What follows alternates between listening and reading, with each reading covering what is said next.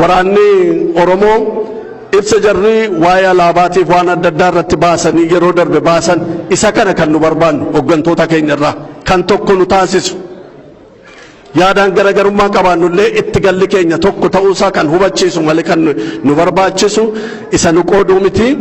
Isinis immoo warri har'a keessummaa taatanii nu fuuldura dhuftan kuni dhugaa jiru nutti himuu keessanii fi qullaa isin hin dhaabnu.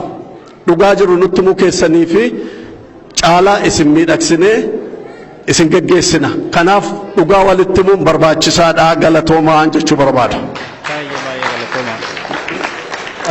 Nigaami gaaffiidham gaaffi gara deebiitti deema. Ayah apa sebenarnya kesungguhnya geografi kawasan itu. Awak pun cara mana untuk pelajaran dari kita berarti itu. Gafi itu, gafi kan upah. Gafi kita semua kan tidak. Apa sih ini tidak? Lo ada sisi ini. Kalau tuan pun ada sisi lain. Istilah berarti ini perkara sisi jalan. Aku sih lupa sebenarnya soal lebaran kembali itu kembali terus awal ini kamu kami dapat berjalan di sini semua berjalan di situ aku sih lupa dari aku juga begini kita ikut mengenal keadaan kebenaran itu dalam buku mana awal itu memang seperti ini sekarang di sini. Aye, bakka kanatti argamni gaaffii kana deebisuu carraa argachuu keenya baay'ee gammanna. Oromoon akka kanatti waliin taa'ee yaada adda addaa qabu kallattii barbaaden gaaffii gaafate wal dhaggeeffate kan fudhate kan keessaa ta'uu fi dhiisee deemuu danda'uunsaa waan tokko jenneeti amanna nuti. Biyya keenya keessatti kan nu hidhamne kanadha. Carraa kana dhabne isin carraa kana argattan amma waan feetan gaafattu kan isinii ta'een fudhattu kan isinii ta'uu dhiise immoo dhiiftanii deemtu isa isinii ta'e hin deeggartu isa isinii ta'uu baate immoo hin dhiiftu. Biyya sana keessatti garuu kana carraa kana dhabne carraan kun akka dagaagu akka argamuufidha kan nuti qabsoo goonu. Dhuguu biyyatti yeroo deebitan yookaan biyya sana keessatti dhuguma deebitanii nagaadhaan qabsooftanii jijjiiramaniif hin jettanii yaaddoo jedhanii namoonni baay'een waltajjii kanarrattis waltajjiiwwan biroo irrattis waa'ee nageenya keenyaatiif yaaddoo qaban yeroo isaan ibsanii dhagayaa turre deebiis kennaa turreerra. Deebiima sana kennina har'as.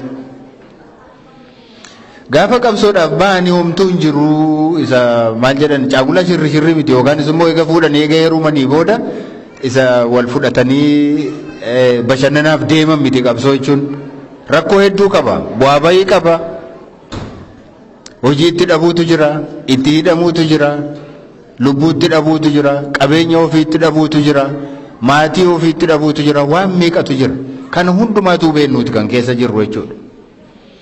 Kanaaf nageenya ofiif jecha waan guddaan kan ittiin abbootiin mootummoonni abbaa irree ta'an ittiin nama sodaachisan tokko maa inni beektu sinidha sin ajjeesa nama hamma kana keessatti nama tokko ajjeesaniitu ilaa agartaniitu akka sanatti si ajjeesa jedhanii sodaa namatti naqu.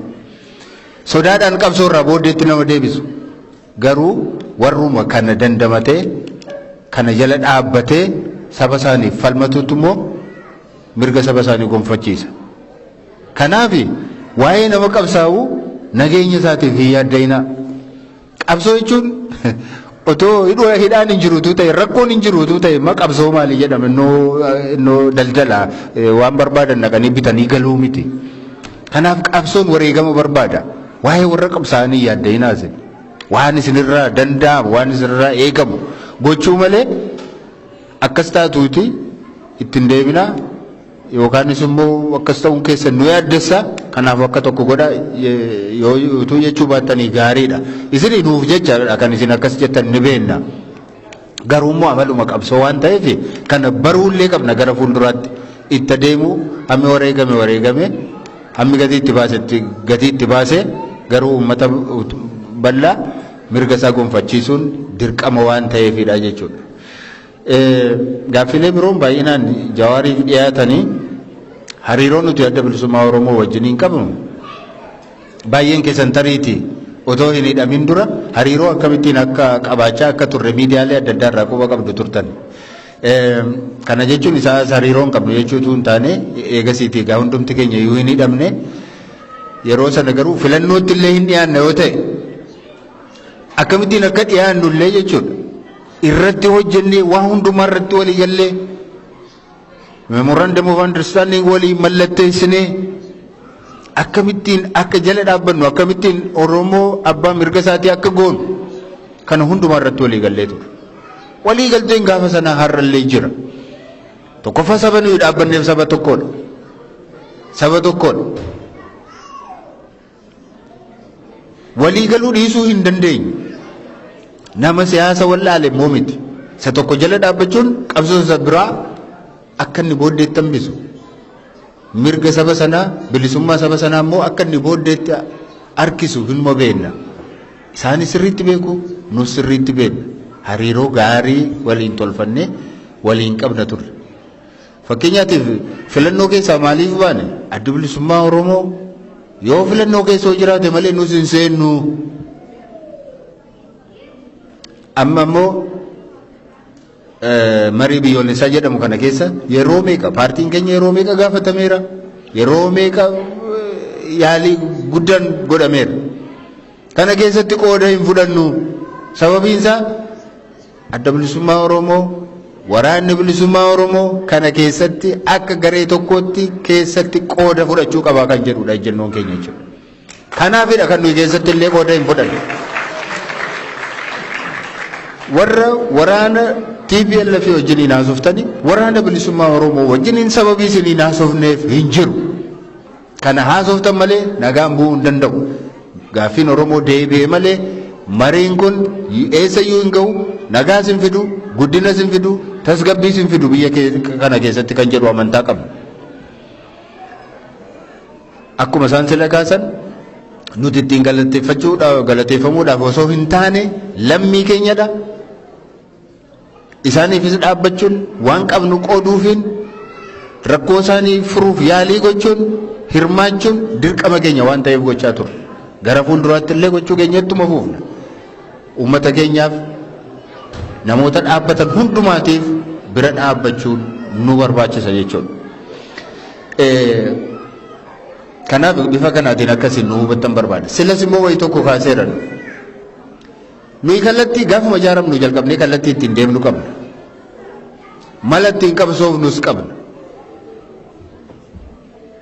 Kallattiin keenya sun har'as hin jijjiiramne. Malli keenya suni har'as hin jijjiiramne. Kana yeroo jennu dala yookaan magaala kana dhufuuni yookaan galma kana dhufuuni karaa tokkittiitu jira jechuu miti jedhee sila isinitti dubbadheera. Karaa hedduutu jira. Ani karaa isa kanatu dafee achi nagaa jedhee yaada. Ka biraan immoo namni biraan immoo karaa isa kan turra kutaadha isatu dafee achi nagaa jechuu danda'a. Kana turra gabaabaadha jechuu danda'a. Kun immoo yoo gabaabaa ta'eyyuu kun immoo balaa qaba jechuu danda'a. Akkuma yaaddetti garuu galmisaa bakka kana ga'uudha. Kanaaf ati maalirra deemtee namni jedhu sin jiru kanarra maa deemuu didde namni jedhu sin jiru. Wal jala dhaabbachuun wal danquun humna wal dhowwuun hamlee wal buusuun waan akkasii nu bira hin jiru. Nama mirga Oromootiif falmu hamlee buusuun hojii keenya miti. Hojii kaafa'uu miti. Akka dhaabaatti jechuudha. Kanaaf waan kana wal dura dhaabbannee sin beennu wal dura sin dhaabbannu. Kun akkuma dhaabaatti ejjennoo keenyadha. Nuyi karaa keenya qabsoofna isa qabannee ciccinee itti deemna. Ciccinee itti deemna. Gatii itti baasaa jirra. Itti wareegamaa jirra. Bu'aa baay'ees itti buufneera. Kan nama biraatiin sirrii miti ittiin jennee hin beeknu nuti. Ilaalcha hedduu jira. Adeemsa hedduu jira. Mala qabsoo hedduu jira. Kan isaa ta'e filatee itti deemuun barbaachisaadha. Uummata kanaan illee kan isinii ta'e keessaa filatanii gargaaruun bira dhaabbachuun mirga keessaniidha. Isin irraa eegamu. kana sirriitti isinitti beeksisuu barbaanna. Gaaffii biraan jawaartu deebisa Amaarinya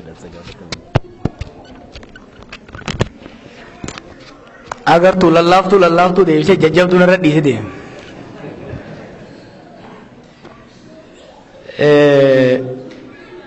Ulfaadha nullee ka barbaanee dhufne mari'achuufi akkuma Oromoon jettu mari'atanii malee maraatanii bakka tokko hin ga'anii osoo mariin ga jiraatu taate rakkoon amma sodaachisaan kun biisanitti nuuwamu nu akka kaafaa'utti mariitti aman mariitu bakkaan nama gayaa jennu marii hoggaa jennu yaada keenya namatti feene biraa deemuu osoo hin ta'in yaada keenya hin dhiyeessina gaafiif yaada namoota biraas hin fudhanna kanuu ta'u keessaa fudhanna isinis kan isinii ta'uun fudhattan jechuu akkuma Baqqalaan jetti. Gaafiin dhimma walabummaatiin wal qabatee dhufe gaafuma qabsoon tun eegalturraa ka'e wanni kun 60 irraa 70 irraa ka'e fakkeenya warri Finfinnee tures warri Adan tures booda Somaaliyaattis Jibuutittis gaafiin kun ka'aa ture. Gaafiin Oromoodhaaf kan baasu haqa isaa kan galfachuu danda'u biyya walabaa Oromiyaa jedhamtu yoo jaarrate immoo biyyuma Itoophiyaa san keessatti walqixxummaa sabaaf sablammoota yoo fide ka jedhu it's as old as the struggle itself. Karaa lachuu irrattuu warri wareegame gootota Oromooti. Karaa lachuu irrattuu kan wareegame dhugaa Oromootiif. Garri lachuu kamtu Oromoo fayyadaafi malee karaa kana qabadheen Oromoo miidhafi miti. Yaani doongoraa mooraa qabsoo keessa jiru garee tokko gootomsanii garee kaan xiqqeessuun sirrii miti. Namni karuma kamirrattuu saba kanaaf wareegame sirrii ture wareegamaa keenya goota keenya akkasitti ilaala. Akka kaafaa'utti nuti paartiidha. Akka paartiititti Oromoodhaaf kan baasu dantaa Oromoo yeroo gabaabaaf yeroo dheeraatti eegsisuu kan danda'u Oromoodhaaf nagaa waaraa kan fiduu danda'u misooma waaraa fiduu kan danda'u sirna federaalawaa dimokiraatawaa ta'e kan Oromoon Oromiyaa irratti ittiin of bulchu kan Sidaamni Sidaama irratti ittiin of bulchu akka Itoophiyaatti immoo sabaaf sablammoonni kun marii isaaniitiin waliigaltee isaaniitiin seera hariiroo tumatanii wal kabajanii qabeenyaa fi aangoo akkaataa gumaata isaaniitiin qooddatanii kan bulan Itoophiyaa haaraa ijaaruutu sirriidha jedhee amana kaafaa'uun. Hamma nani beekutti dhaabbileen Oromoo yeroo ammaa jiranis akka keenyatti jala muruu yoo baatan illee yoo kan danda'amu taate sabaaf sablammoota wajjin kan jedhu ni fudhatu. Gaafiin immoo ummataaf jedhu nuti akka kaafaa'utti ummata Oromootiif kan ta'u kan fayyadu sirna federaalawaa dimokiraatawaa Itoophiyaa keessatti dhaabne sabaaf sablammoota wajjin wal dandeenyee jiraachuudha jennee tamanna. Kana jechuun warri walabummaatti amanu haa baduu miti. Kana jechuun warra walabummaatti amanu dhiisaati warri yuunitarii Itoophiyaa jaarra jedhu saabatu hin jennu. Yaada isaa adeeffatu humnaan garuu itti fe'uun hin ta'udha. Humnaan itti fe'uun hin ta'udha kan itti jennu jechuudha. Lolli Oromiyaa keessa jidduutti godhamu kan Oromoo jidduuti. Sadarkaa hoggansatti hoggansi biyya san hogganaa jiru kanuma isinummaan harka wal dhooftanii ol baaftanii bara. Of sobuun wal sobuun hin barbaachisu. Waggaa 2018tti gaafa mormu san afaan na qabdanii ni hinaaftee ni bololte jettanii warra ol baaftan ilmuma keessan isinirraa dhalateedha. Hoggansi gama lachuu waraana Oromiyaa keessatti godhamu gara tokkoon marra tokkoon gara kaaniin Abiyyiitu hoggana. And they are both Oromos. Tiraajedii salphina kana dhoksuu hin danda'amu isin hin dhoksu. Salphina Oromoo keessatti gadeemaa jiru salphina. Sadarkaa hoggansatti Oromoodha. Gadi bu'aa. Lola kana keessatti humna sadiitu hirmaata mootummaarra. Milishaa ganda, poolisii Oromiyaa fi humna federaalaati. Milishaan gandaatii fi poolisiin Oromiyaa dhumaa jiru, nama fixaa jiru Oromoodha. Nu bar keessa jiraanna. Painful ijoolleen nuti hoggannee qabsoo keessa turte gara lamatti baatetu wal fixaa jirti. Shawaa lixaa keessa hodhayte, Shawaa kaabaa keessa hodhayte, Wallaga keessa hodhayte, Gujii keessa hodhayte. Kan dhumaa jiru harki 90-95 ilmaan keessan obbolaa keessanii This is fact. Kuni salphina qaanyiidha. Sablammiin biyya sanii gaafa Oromoon sirna duraasan jijjiiree aangootti dhufu faayinalii haara galfanna, faayinalii walqixxummaa arganna jee abdataa ture. Nuyi garuu biyyaaf sabaaf sablammoota biyya saniitiif nagaa buusuu dadhabneet wal jidduutu nagaa buusuu dadhabne. Akkan tiyoorii keessa dhaqee sirna mootummaa Itoophiyaati akkas akka warra kaanii odeessuu dandeenya. It's not true. It's not true. Warruma nuti harka dhoofnee fi ol baafnedha. Kan dhumaa jiru, kan wal fixaa jiru. By the way, sadarkaa mootummaa fi humna waboo bira darbeera yeroo ammatti. Revenge killing. Haaloo wal bahuun, duriyyeen magaalaa keessa wal gurmeessee nama fixuun. Eenyu Oromiyaa keessa nama fixaa jiru? Mootummaa fi waraana bilisummaa Oromoo qofaan wal fixaa jiru bar. Kan gama lachuu fakkeessee har'a fakkeenya waan wallagga ta'e kana waraana bilisummaa Oromoo anaa miti kan godheedha. Mootummaa waraana bilisummaa Oromootu godheedha. Faaktii isaatu sadarkaa ittiin beeynetti humni sadarkaa anarkiin biyya keenya keessatti baay'achuurraa kaka'een qabatamatti abalutu ajjeesee. Jarmanitti bakka tokkotti jeen ture. Oromiyaa keessatti bara har'a eenyutu ajjeesee maalutu ajjeesee sadarkaa jettee gaafattee deebii itti dhabdu gaafachuu itti dhiifte irra jirta jechuudha. Ani waan isin dhaga'uu barbaaddan isinitti himuuf as hin jiru. Waan isin dhaga'uu qabdan isinitti himuuf as jira. Wanni ta'aa jiru sheem. Warri aangoorra jirtu qabsoo dhiigan dhuftee Oromoon amma aangoorra baheera Oromootu aangoo qabaa kanaafuu dhiigan ittisuu qabna siin jedha. Nummoo gara keenyatiin qabsoo Oromootu butamee Oromootu dhumaa jira hin jenna. At the end we are entering an endless cycle of violence. Isinitti himan. Keessattuu sheerii guddaa kan qabu mootummaadha. Itti hoggansa biyya kan harkaa qabu mootummaadha. Lola dhaabuu qaba. Lolli kun dhaabachuu baannaan Siiriyaa taati Itoophiyaan. Worse than Syria. Ani dubbachuullee hin barbaanne ture. Kan inni amma dura dubbadhee fuunan gaabba. Waan hin biyya sanitti farrisee natti fakkaata. Garuu erga dubbadhu jettanii nan dubbadha. Civil war zabana kana waraansi biyya zabana kana kan injifatu wal injifatan osoo hin taane ka addaan ciccitaa. Mootummaan kun hubatuu qaba. Har'a kan kadhataa jirru humnoota hidhatan 3-4 wajjin gattaa itti mari'adhuudha. Lolli kun itti fufnaan waggaa 4-5 booda ka har'a 4 turan kun 40 ta'uu danda'u biyya san keessatti. We will reach a level where negotiation becomes impossible. Syriyaatti, Yemenitti, Liibiyaatti har'a eenyu lola eenyu araarama sadarkaan danda'amne irra geenya. Sababa isaa bal'inaan amma dura ibseera. Kanaaf kana hoggaan jedhu political correctness hin barbaachisu wanna biratti. Kanarraa hin deemaa jechuudha.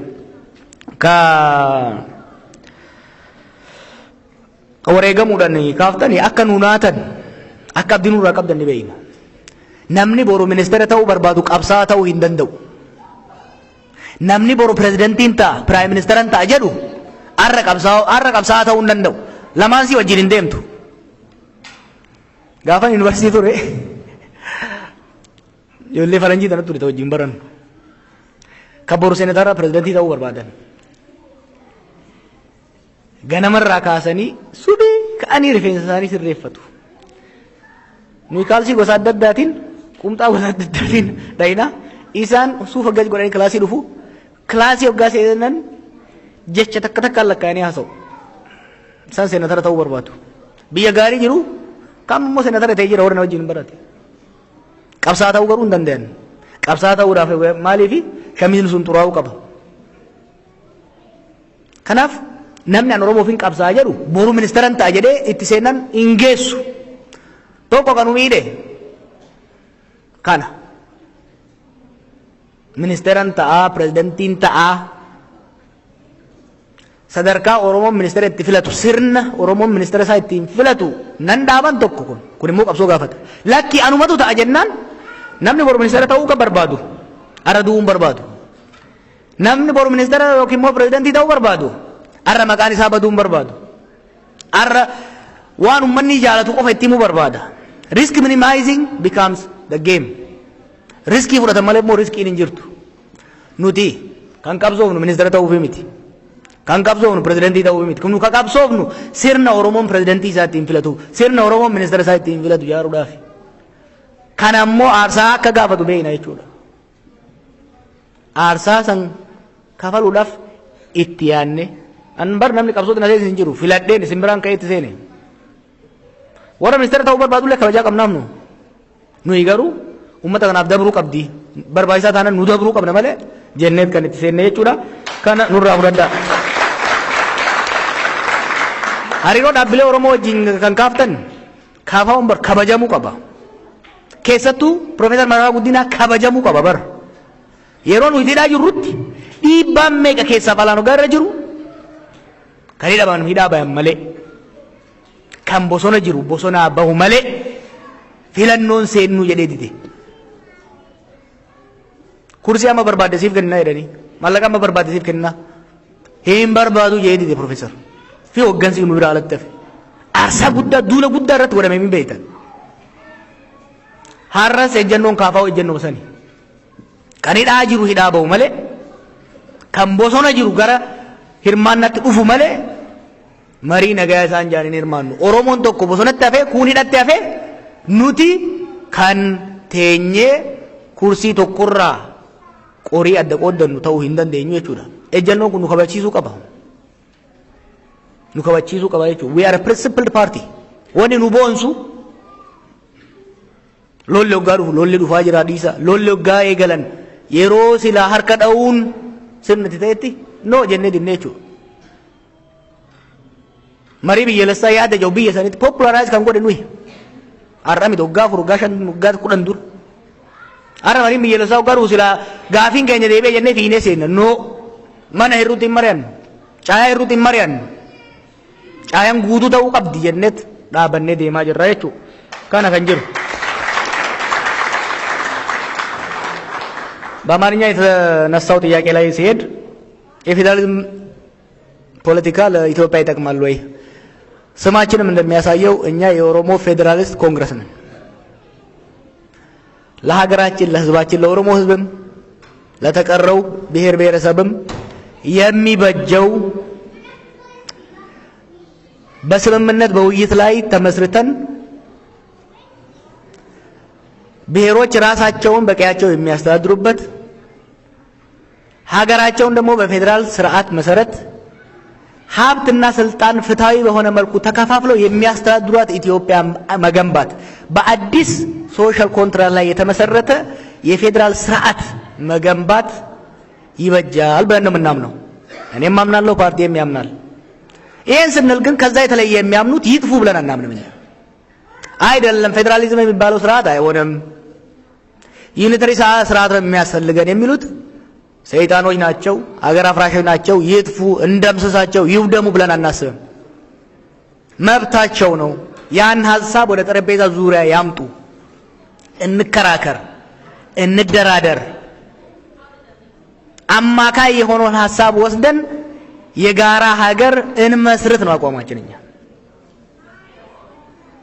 ስለዚህ እነዚህ ሐሳቦች የቆዩ ናቸው፣ እዛ ሀገር ውስጥ አዲስ አይደሉም። እኛ የምንቃወመውና የምንታገለው በጉልበት አንድን ሐሳብ ጨፍልቀን የአንድን ሐሳብ የበላይነት እንመሰርታለን እናቋቁማለን ብለው የሚደረገው ሂደት ነው ለዚህ ሁሉ ውጥንቅጥ ያደረሰን። ስለዚህ እኛ የፌዴራሊዝምን አስፈላጊነት በአጥኖት ለማቅረብ ዝግጁ ነን፣ እናቀርባለን። የሌላውንም ለማዳመጥ ደግሞ ዝግጁ ነን። ማንኛውም ሐሳብ ከጠረጴዛ ዙሪያ ተገፍቶ ጫካ መግባት አለበት ብለን አናምንም። በዚህ ነው የምንሄደው። የሚጠሉ ሰዎች አሉ። ጀዋር እንደ ግለሰብ የሚጠላው ሰው ያለ አይመስለኝም። እኔ የቀረበኝ ሰው ሁሉ ሲወደኝ ሲጠላኝ አይቻላልም። ጃዋር ዘ ፐርሰን ማንም አይጠላውም። ጃዋር ዘ ፖለቲካል የሚጠሉ ሰዎች አሉ። ሚናዬን አውቃለሁ፣ የኔን ኢንፍሉዌንስ አውቃለሁ። ባለፉት 10 ምናምን ዓመታት ብዙ ነገሮችን ስሰራ ስለነበረ በዚህ ደግሞ ጥቅማቸው የተጎዳ ይጎዳብናል ብለው የሚያስቡ የተለያየ ሐሳብ ከፍተኛ ዘመቻ አድርገውብኛል። ማለት ዶክመንተሪ ተሰርቶብኛል። እኔ ግን በግል አልወስደውም። አይ ዶንት ቴክ ዛት ፐርሰናል። ሐሳቤን ማቅረብ፣ ስራዬን መስራት ቀጥልበታለሁ። አንድም የምጠላው ሰው ደግሞ የለም። ምክንያቱም ፖለቲካ ውስጥ ያለው ለግል ጥቅም አይደለም፣ ለግል ፍላጎት አይደለም። ለግል ጥቅሜ አልገባውም። ስለዚህ በግል በማንም ላይ ቂም አልይዝም። የሚያጠቃኝም ሊገለኝ የሚፈልገውም ሆነ ያሰረኝም በግል ነው ብዬ አላስብም። በወሰን በግል ንብረት ተጣልተን አይደለም። በፖለቲካ ጉዳይ ነው። ጉዳዩ ፖለቲካዊ ነው። በተቻለ መጠን ተቻችለን ብንሄድ፣ በተቻለ መጠን ተደማምጠን ብንሄድ የተሻለ ነው ባይደኝ። አሁንም ቢሆን የማራምደው ድሮም ሜይቢ ሐሳቤን በአግባቡ አላስረዳው ሊሆን ይችላል። ሜይቢ ሐሳቤን በአግባቡ አላዳመጡ ይሆናል እንጂ እኔን በግል የሚጠላኝ ሰው አለ ብዬ አላስብም። አሁንም ሐሳቤን በተሻለ መልኩ ለማቅረብ ሞክራለሁ። በተሻለ መልኩ ቢያዳምጡኝ ብንደማመጥ ደስ ይለኛል። አብዛኛውን ጊዜ ደግሞ በማዳመጥ ነው እያሳለፍን ያለ ነው። ሆፕፉሊ ቢፎር ኢት ቢካም ቱ ሌት የሐሳብ መዋጮ አድርገን ህዝባችንን ከመከራ ለማትረፍ እንችላለን የሚል ተስፋ አለኝ። የመሳሪያ አንስቶ የሚታገለውን አትቃወምም። ሰው እኮ የመሳሪያ ፍቅር የለውም። እዛ ሀገር እንደናንተ ሀገር እንደ ቴክሳስ ደልቶት የጠመንጃ መብትን ይዞ አይደለም ጫካ የገባው ሰው። ሪፐብሊካን አይደለም የኛ ሀገር ህዝብ ሰውን ጫካ ያስገባው ከንጉሱ ዘመን ጀምሮ እስከ ዛሬም ድረስ ወጣትን ከቤቱ ገፍቶ ወደ ጫካ ያስገባው ብረት እንዲያነሳ ያደረገው።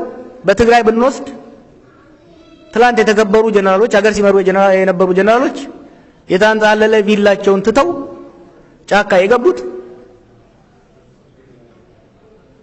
የጠመንጃ ሱስ ስላላቸው አይደለም። 45 ዓመት ጠመንጃ ውስጥ ነበሩ። ያ አይደለም አዛውንት የሆኑ እንዳያቸዋቸው። ጠመንጃ ያማዘዘው የፖለቲካው መበላሸት ነው። የፖለቲካ ምህዳሩ መዘጋት ነው ወጣቱንም አዛውንቱንም ወደ ጫካ ያስገባው። ስለዚህ እኔ መሳሪያ ያነሳን የኔ ምርጫ መሳሪያ ማንሳትም ባይሆን መሳሪያ ያነሳን ማውገዝ ለሀገር ለህዝብ ይጠቅማል ብዬ አላስብም። ከዛ ይልቅ የተሻለው መንገድ ማሳየት በመንግስትም ላይ በታጠቀው ኃይሎች ላይም በተቻለ መጠን ወደ ጫካ ያስገባው የፖለቲካ ችግር ተቀርፎ ወደ ጠረጴዛ ዙሪያ እንዲመጡ መምከሩ የተሻለ ነው። ምክንያቱም እኔ በማውገዜ የሚመጣ ለውጥ የለም። የኢትዮጵያ መንግስት ምንድነው የምትመክረው? ቅድም በአፋን ኦሮሞ እንዳልኩት መንግስት አንዱ ማድረግ ያለበት ትልቁ ባለፈው 4 ዓመት የሄደበት መንገድ ትክክለኛ እንዳልሆነ ባለፈው 4 ዓመታት የተሄደበት ሂደት ሀገርን ኢንቴንሽናቸው ምንም ይሁን ምን ኢትዮጵያን እናበለጽጋለን ብሎ ከሆኑ የሄዱበት መንገድ ኢትዮጵያን ያፈራረሰ ያደከመ በህዝቦች መካከል ያለው ቅራኔ ወደ ጠላትነት እንዲገፋ ያደረገ የመንግስትን አቅም በጣም ያዳከመ ቅድም ስገልጸው ነበር። የመንግስት ኮንትሮል ኦቨር ሚንስ ኦፍ ቫዮለንስ በጣም ተዳክሞ የተለያዩ ፖኬትስ ኢመርጅ እያደረጉ ሀገር በከፍተኛ አደጋ ላይ የጣለ መሆኑን መገንዘብ ነው። ምክንያቱም የታመመ ሰው መጀመሪያ መቀበል ያለበት ታመም ያለው የሚለው ነው። ከዛው ስለመውጣት ከዚህ በሄድንበት መንገድ መሄድ እንደማያዋጣና ወደ ኋላ መመለስ ከዚህ ውስጥ አንዱ ጦርነት ማቆም አለበት መንግስት። ከእንግዲህ በኋላ በጦርነት የሚመሰረት ስርዓት የለም። በጦርነት እምትመታ የበለጸገች ኢትዮጵያ አትኖርም። በሰሜኑ ከህዋት ጋር ኢትስ ሴንስለስ እኮ 100 ሞላ ሰዎች ልንፈታው የምንችለው ችግር በመቶ ሺዎች እንዲያልቁ አደረገ። በሰሜኑ አሁን አትሊስት እርዳታ እንዲገባ መደረጉ በአፋጣኝ ሰርቪሶች ሪስቶር እንዲደረጉ ወደ ጦርነት ያስገቡ የፖለቲካ ልዩነቶች ወደ መፍታት መሄድ ያስፈልጋል። ጦርነቱ ግን በሰሜን ብቻ አይደለም ያለው። በኦሮሚያ፣ በቤኒሻንጉል፣ በጉሙዝ፣ በደቡብ ውስጥ ብዙ አይነት ጦርነቶች አሉ። እነዚህን ጉዳዮች በጦርነት እንፈታለን ማለት የባሰ ነገሮችን ማባባስ ስለሆነ ሀገራዊ የሰላም ጥሪ በማድረግ ከሁሉም ቡድኖች ጋር ተኩስ ወደ በማቆም ወደ ጠረጴዛ ዙሪያ እንዲመጡ ማድረግ የመንግስት ትልቁ ኃላፊነት ነው።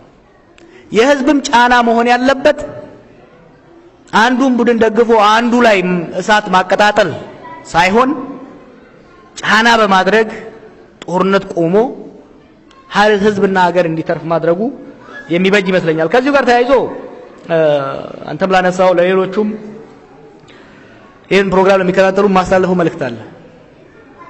አንድ የተለመደ ነገር አለ። አሁን የኦሮሞ መሞት ይቁም፣ የአማራ መሞት ይቁም፣ የትግራይ መሞት ይቁም ይባላል።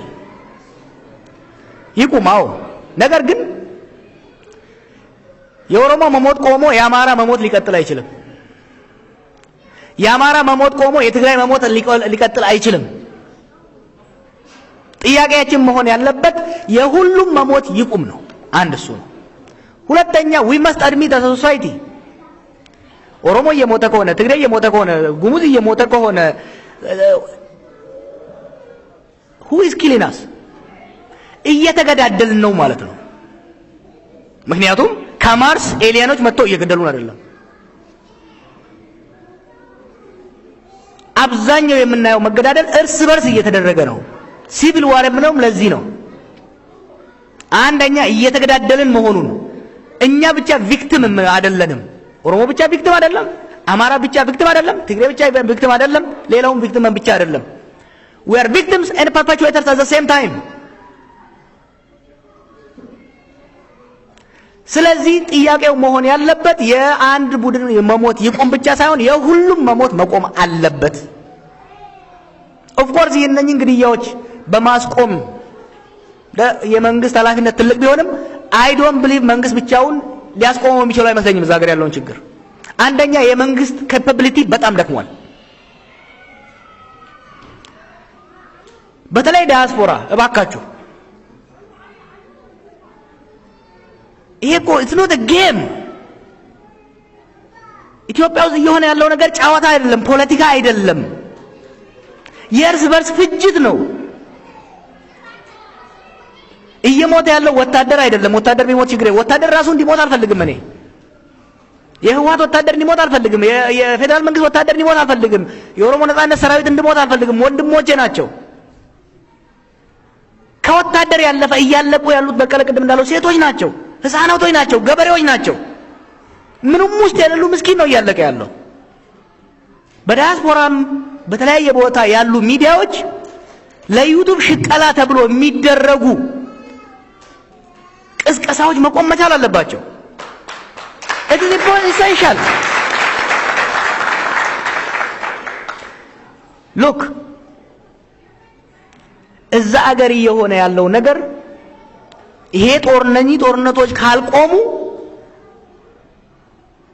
ሩዋንዳን የሚያስንቅ ሲሪያን የሚያስንቅ በጣም አስጠሊ ዘግናኝ የሆነ እልቂት እየመጣ ነው። nobody will win። አማራ አይሸነፍም፣ ኦሮሞ አይሸነፍም፣ ትግራይ አይሸነፍም። it's a lose war። ስለዚህ በተለይ በሶሻል ሚዲያ እና በሚዲያው ላይ ያሉ ወንድሞቻችን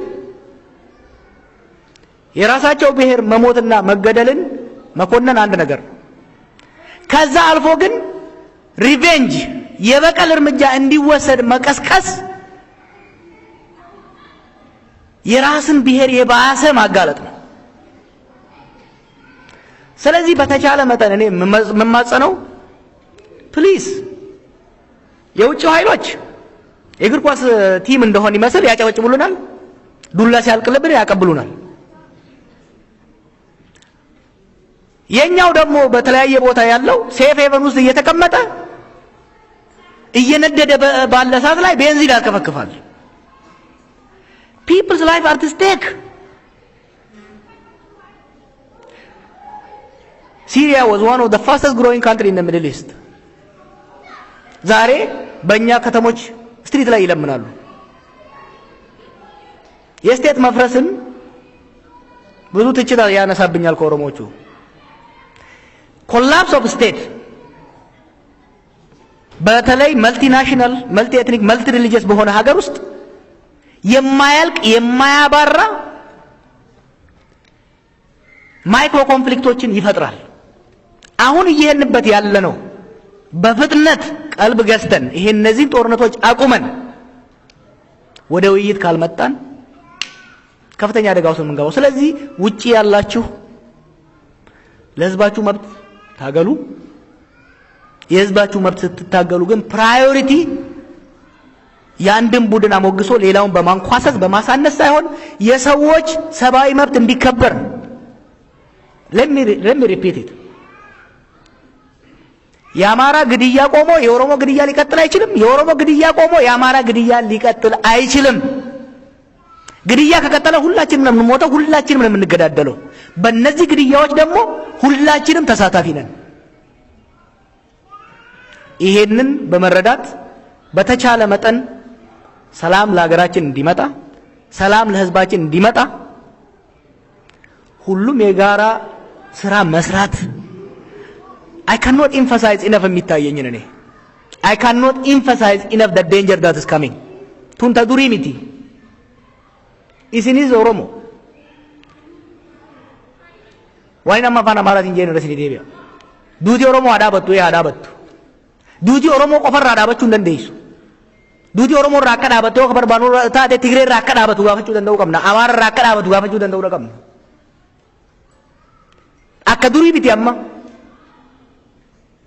wal shakkin wal sudan akkamale hammate waan deemuuf humni ala heddu keessa waan jiruuf aariin dallansuun heddu waan jiruuf oromoon bakka takkatti yoo dhumate bakka biraatti amaaraa dhumata, amaarri bakka takkatti yoo dhumate tigreet bakka biraatti dhumata. mee laala waggaa lama dura yeroo Tigraay irratti duulli godhamaa ture nama hedduutu harka dhaafii ture, lolli sun hin turre amaaraaf Affaar seenee ibsu deebi'e. kanaaf saba keenya osoo qabsooynu ummata keenya osoo dubbannu sabaaf sablammii biraa bad nuti hedduu dhalleedha. ummata gumusfaa fudhadhaa lafarraa duwwamaa jira. kanaaf hamma dandayametti keessattuu atakaaroon aktivistoota amaaraa wajjin godhamu laaffachuudha qaba isinitti himaani. arraba dheerachuu baalagoota lamaa sadii ilaalanii lolaan hin taane saboota lamaan kana jidduu baasuun miidhaa guddaadha qaba. amaarriif oromoon akka malee ol keessa jira. kaleessa mootota isaanirraa dhufaniin gadoo yoo qabaannes har'a wanni irra wayyaa godaannisa fayyisuu malee godaannisa walitti kakaasuun sirrii miti. ummanni keenya walloo rakkoo keessa jira. ummanni isaanii oromiyaa keessa jiru rakkoo keessa seena. kanaaf hamma dandayametti waan saboota jidduutti rakkoo uumu keessattuu nuti reefu isin jedha wal jidduu lolli amma deemaa jiru kun akka keenya nama miidhe hin qabu. wal jidduu wal fixaa jira. ollaanis walitti bu'aa deemna. kanaaf hamma dandayametti qabsoo gootan keessatti advokasii gootan keessatti nagaa saba keessanii labsaa. bilisummaa ummata keessaniitiif qabsaa. jibba saba biraarra godhamu immoo aarii tuttuqaa namoota gariitiin kaatanii ittiin seenina. kanaaf hamma dandayametti na cinqiti annina dubbiin hamma dandayametti ni cinqabna. kanaaf rabbi nu haa gargaaru. balaa ummata keenya fi biyya sanii dhufaa jirtu rabbi nurraa hambisu. nummoo hamma dandeenyetti ni tattaafanna. nama nu dhaga'utti ni himna. akkuma reefu Baqqalaan jee gama dippiloomaasiitiin gama ummataatiin dhiibbaa goonee mootummaan kun karaa hama ummataaf biyya san balaa hamatti geessaa jirurraa akka deebi'u itti himna. dhiibbaa irratti goona. isinis nu gargaaran jaa galatooma.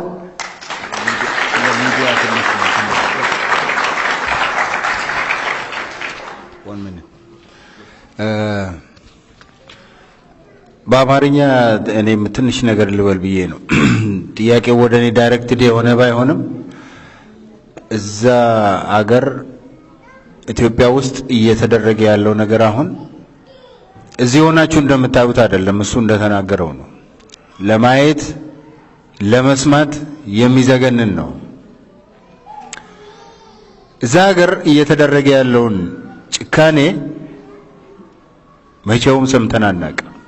በሌላ ሀገር ሆኖም አናውቅ። ይሄ የሚሆነው ለምንድን ነው መሰላችሁ? በአብዛኛው እዚህ ሀገር ኖረው በሰለጠነ ሀገር ውስጥ እየኖሩ ልጆቻቸው በሰላም እየኖሩና ልጆቻቸውን እያስተማሩ በሰላም ወጥተው እየገቡ ነገር ግን ሌላው ህዝብ እዛ ያለው ድሃ ህዝብ እንዲባላ የሚያደርጉ ሚዲያዎች አሉ። እናንተ ወንድሞቼ እስቲ እንደው ከዛሬ ጀምሮ እንኳን ልብ ብላችሁ ተከታተሉ። አንድ ሚዲያ አለ እዚህ ሀገር ውስጥ ከተመሰረተበት ዕለት ጀምሮ ከኦሮሞ ውጪ አንድም ቀን ሌላ አጀንዳ ኖሮት የማያውቅ ሚዲያ አለ። የሚጠቀሟቸውን ቃላት ብታዩ ብታዳምጡ ሰው መሆናቸውን ትጠላላችሁ። እንደውም የዛ ቋንቋ ተናጋሪ ህዝብ በጣም ጥሩ ህዝብ ሆኖ ነው እንጂ ሌላውን ህዝብ በየሄደበት እየነከሰ በየሄደበት እየተላተመ እየተጣላ እንዲኖር የሚያደርግ ነው። የመጨረሻ የጭካኔ የመጨረሻ ዘግናኝ የሆኑ ቃላትን ነው የሚጠቀሙት። ሰው ሞተ እንኳን አይሉ ታረደ እንዲሆነ ሰው ከአፉ ለሚወጣው ነገር ኃላፊነት ባለበት ሁኔታ ነው። በተለይ ፖለቲከኛና ሚዲያ ላይ ያለ የሚሰራ ሰው እስቲ እንደገና ዞር ብላችሁ ያሳለፍናቸውን ጊዜያት ተመልከቱ። እኔም የተናገርኳቸውም ይሄም ሰው የተናገረውን ነገር ውሰዱና እንደገና አዳምጡ እስቲ። ከየትኛውም ብሔር ያለን ፖለቲከኛ ወይም አክቲቪስት እከሌ እንደዚህ ብለን ተናግረን አናውቅ። እውነት ለመናገር ፈልጉና ብታገኙ ውሸት ነው በሉ። እነሱ ግን አንድ ቀን ስማችንን ሳያነሱ ውለው አድሩ። በማናቸውም ትንተና ውስጥ ስለ ኦሮሞ ፖለቲከኞች ጥላቻ፣ ስለ ኦሮሞ አክቲቪስቶች ጥላቻ ብቻ ነው የሚሰበከው ቀንና ሌሊት። ይሄን ሁሉ ችሎ ያ ህዝብ መኖሩ ራሱ እውነተኛ ሰላም ወዳድ ህዝብ ስለሆነ ነው። አገሪቱ ለምን እንዲህ አይነት ትርምስ ውስጥ ገባች ለማለትም አይቻልም። ቀንና ሌሊት እንደዚህ አይነት የጥላቻ ስብከት እየተሰበከ ምን ማድረግ ይቻላል? እኛ ምንችለውን በኃላፊነት እንወጣለን። ማንንም መሳደብ አንፈልግም። መብታችንን ግን ቅንጣት ታህል ለሰው አሳልፈን መስጠት አንፈልግም። መብታችንን ስናስከብር ደግሞ የሌላውንም ህዝብ መብት አንዲት ቅንጣት እንዲሸረፍ አንፈልግም። የጎረቤትን ሰላም አውቆ በሰላም መተኛት አይቻልም። ይሄንን በደንብ እናውቃለን። እኛ በሌላው ህዝብ መብት ኪሳራ የራሳችንን መብት የምናስከብር ሰዎች አይደለንም። ምክንያቱም እዚህ ያለ ኢፍትሃዊነት የትም ቦታ ላለ ፍትህ ጠንቅ መሆኑን ከነ ማርቲን ሉተር ኪንግ ንግግሮች የተማርንና የምንተገብር ሰዎች ነን። ሰው ምንም ነገር ይበል ክፉም በክፋቱ ይቀጥል። እኛ የሰውን ቃላት አንዲት ቃል ብቻ አውጥተን እከሌ እንዲህ አለ ብለን መንዝረን አንናገርም።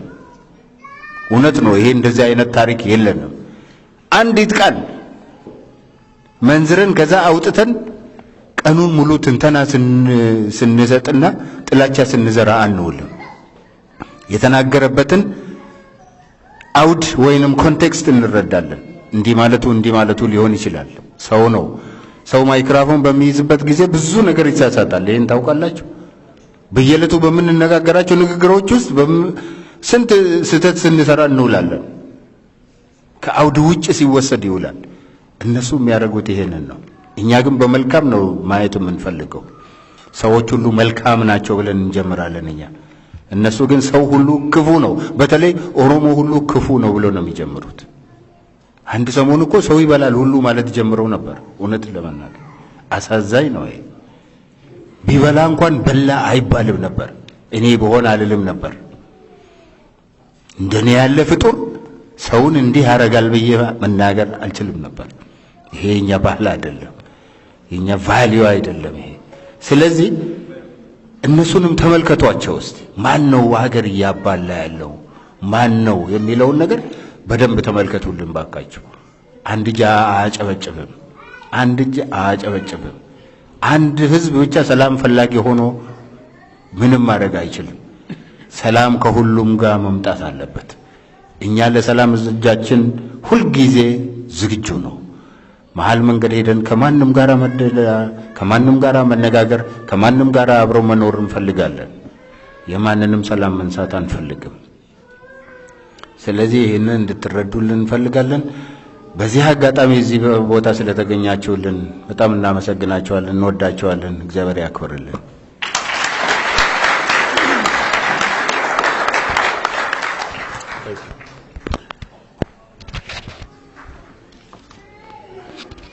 Haye,